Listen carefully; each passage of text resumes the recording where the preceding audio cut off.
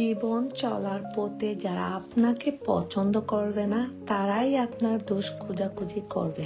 আপনার হাসিতে দোষ, কথাতে দোষ, কথা বলাতে দোষ, কথা না বলাতে দোষ, সব বিষয়ে দোষ ধরার ব্যস্ত থাকবে।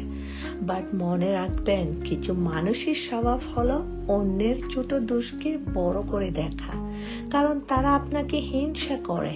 আপনার গুণ তাদের অসহ্য লাগে, সুতরাং তাদের এড়িয়ে চলুন যাদের আপনার উদারতা সম্পর্কে ধারণা নেই। আমরা মানুষরাই আসলে অনেক অদ্ভুত, তাই না?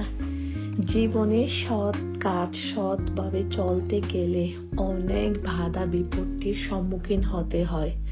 বাট একটা জিনিস মনে রাখবেন, নিজের কাছে নিজে সৎ থাকার মতো আনন্দ আর মানসিক শান্তি দ্বিতীয় আর কিছুই নেই। তাই সব সময় নিজের উপর বিশ্বাস রাখুন আর হাসি মুখে বাঁচতে শিখুন।